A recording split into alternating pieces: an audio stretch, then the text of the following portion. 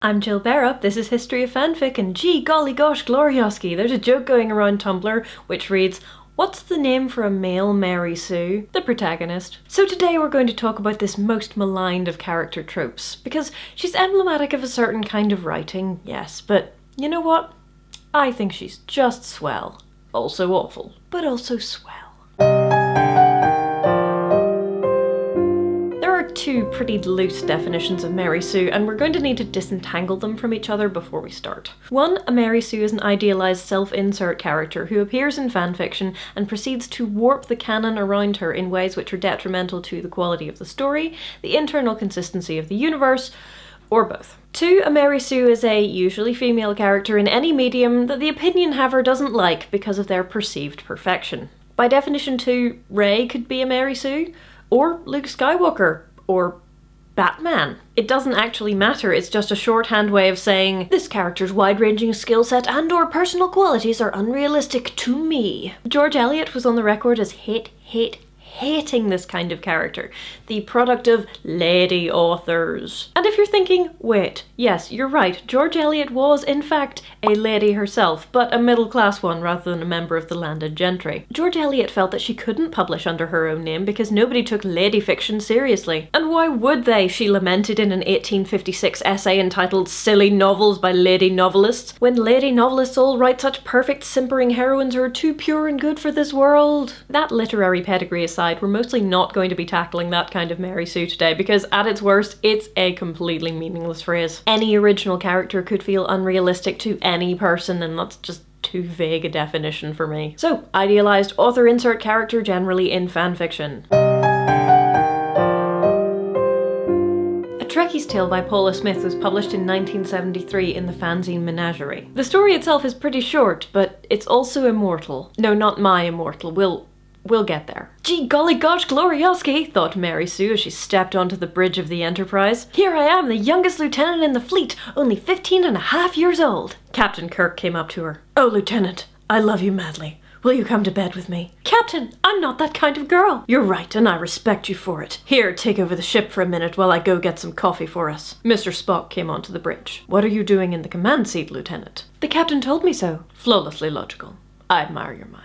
I'm not going to read you the whole thing, though, like I said, it's not terribly long. But it is, as you might just have noticed, a parody story about the kind of girl who ended up in Star Trek fanfic. Lieutenant Mary Sue combined most of the common character traits of such individuals. Very young, incredibly pretty, all men instantly fall at her feet, and may die tragically at the end as she is too good for this cruel world. Mary Sue is a power fantasy. Highly skilled, universally desired, brave, heroic, and selfless. We're all used to male power fantasies in media. Men who are strong, brave, heroic, suave, debonair, and ruthless. Or actually kind of nerdy and inept at things, but it turns out their one thing they're good at is going to save the world. I mean, to a lesser extent, we are also familiar with female power fantasy characters in fiction. Xena, Buffy, Kim Possible. But since the original series of Star Trek wasn't exactly overburdened with an abundance of female characters, if you're writing fanfic for it, creating your own original character seems like the logical thing to do. And it is interesting to note that while the fandoms which are most Mary Sue heavy do tend to have a younger audience,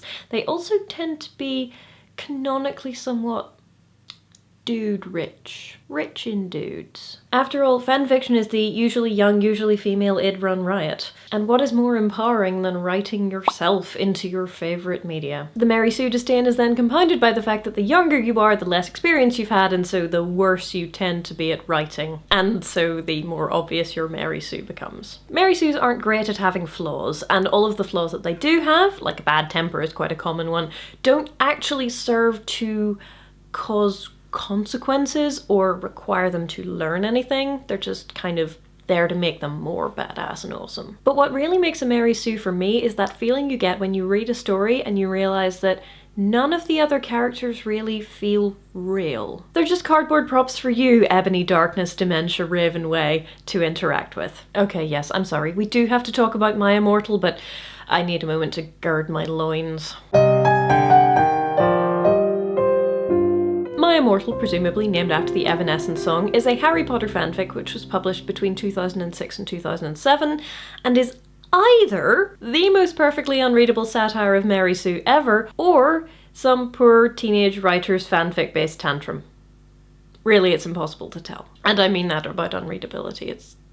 oh boy. Ebony, Darkness, Dementia, Raven / Tara Way is in many ways the epitome of Mary Sueism. The story in which she exists is incoherent, rambling, not really structured at all, and the Ebony show from start to finish. The Harry Potter canon is nigh unrecognisable after the author is done with it. Harry Potter is now Vampire Potter and a Satanist. Sorry, Stanist. Ebony has sex with Draco, who may also have had sex with Vampire. Look, I don't know. I tried to read it, but then my brain started leaking out of my ears. I'm sorry. In fanfiction, you don't have to set up the characters in the same way that you would in original fiction, and that's part of the appeal, but nobody in this story really exists in a fleshed out way. Harry has undergone some really dramatic transformation, but is never explained or really talked about at all. It's just stated. Even Ebony is unreal, in more ways than one, frankly. We do get more information about her thoughts and feelings and interior life, such as it is, than the rest of the characters, but really she's just an Amy Lee clone in a very vague approximation of the Harry Potter universe,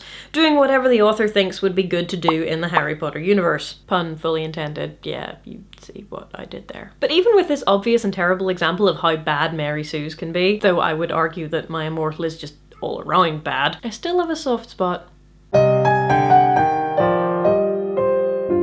I was once asked if "you're not like other girls" was an insult, and I said no, but it is the kind of compliment that explodes on closer examination. That thought, "I'm not like other girls," is kind of similar. I mean, there's the surface level of I do not know a lot of women who like the same things that I like, but there's also that other level, you know, that need to be a super special snowflake and gratifying that need by subtly hating on all of the members of your sex because, you know, patriarchy and competition between women and all that shiz. Everyone wants to be special, and it's easy when we feel insecure and alienated from those around us to defensively claim, "I'm just not like other girls." And that's where Mary Sue comes in. She's there to satisfy this not like other girls impulse. I mean, a lot of mainstream heroines do the same thing. Belle, for example, is a book-reading weirdo who's looked at askance by the townsfolk because she's just so odd. But by the end of the movie, she's got a massive library!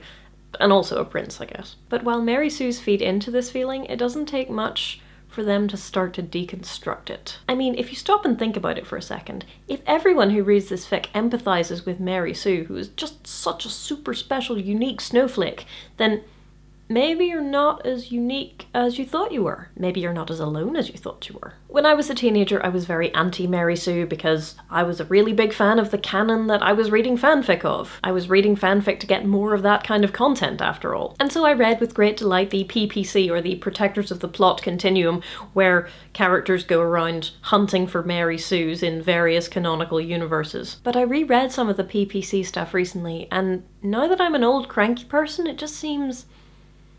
I don't know, some of it seems kind of mean. Some of it is still hilarious to me, but some of it just feels like unnecessary dumping on teenage girls, who are frankly looked down upon enough. To improve the quality of your writing, you need to do a lot of writing. And to do a lot of writing, you have to be invested in the stories that you're telling, and that is the reason that I like Mary Sue. A character that you're really excited to write about in a universe that you really love is the gateway drug to fanfic writing. And fanfic itself is a gateway drug to a lot more reading and writing generally, which is an excellent way not to be that person on Facebook who can't make themselves understood because of their weird use of numbers instead of letters and their somewhat ballistic approach to punctuation. Sure, it's possible to just get stuck on writing Mary Sues forever in universes where everything warps around your protagonist and nothing else really seems real, but for the most part, if you get past a certain stage, then you can just write awesome female characters in a world of similarly awesome characters. Let's go back to original fiction for a second. I've talked before about the Arenaverse novels by Reichsboer, and their main character is an olive-skinned, naturally blue-haired racing pilot who becomes the default leader of humanity in a strange place. In another story, Ariane might be a Mary Sue, but in the Arenaverse novels, she's just a fantastical part of a fantastical universe, and you just kinda go with it. Mary Sues in fanfiction are generally contraindicated when it comes to good storytelling because they have a tendency to warp the canon around them to the point that the entire universe becomes all about them, which annoys some people, and that's fair enough. Mary Sue, in terms of a character in original fiction though, given that one person's Mary Sue is another person's Batman, I have a lot of sympathy for people who write unrealistically awesome female characters. because who wouldn't want to be unrealistically awesome? So if my choice is between no female characters who anyone could possibly maybe think of as unrealistic, and masses of unrealistically awesome female characters, some of whom are most definitely Mary Sue's, I'll take the latter. Even if a large number of them are objectively rubbish, I'd rather have more awesome women in fiction than not. And that, in the end, is why I will always defend Mary Sue. So that's all for this episode. Thank you so much for watching, and be sure to subscribe if you would like more media and fandom analysis from yours truly. And if STEM is your thing, then you should click here to subscribe to my new channel Brightside, where my first video will be up soon, talking to Alex Bate from Raspberry Pi about what they do. See you next time!